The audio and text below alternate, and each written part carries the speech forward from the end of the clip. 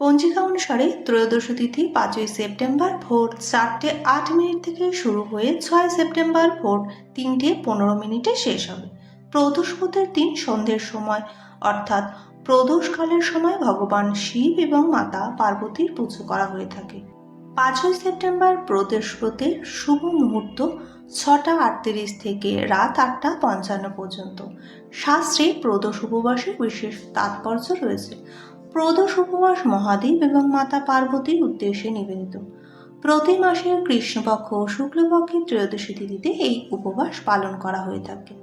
বিশ্বাস করা হয় যে ব্যক্তি পুরো দিন উপবাস থেকে বিশ্বাস এবং শ্রদ্ধার সাথে এই উপবাস পালন করে, ভগবান শিবের পুজো করে, তার সমস্ত ইচ্ছে ভগবান পূরণ করে।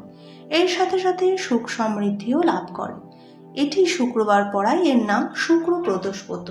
এই প্রদোষে উপবাসের দিন সর্বার্থ সিদ্ধির যোগ তৈরি হওয়াতে এর গুরুত্ব অনেক বেশি। একই সাথে বুধাদিত্য রাজযোগও তৈরি হচ্ছে। শুক্র প্রদোষ উপবাস করলে মহাদেবের আশীর্বাদ লাভ করা যায়। এছাড়াও বিবাহিতরা যারা শুক্র প্রদোষ উপবাস রাখেন তাদের বিবাহিত জীবন সুখী হয়। এছাড়া যাদের শুক্রের গ্রহের অশুভ প্রভাব আছে সেই প্রভাবও কমতে থাকে। শুক্রবার পড়ায় দেবী লক্ষ্মীর জন্য ক্ষীর নিবেদন করতে পারেন এবং এই প্রদোষের সময় ভোলেনাথকে জলের সাথে সাথে আকন্দ ফুল এবং বেলপত্র অর্পণ করলে পরিবারে সুখ শান্তি আসে।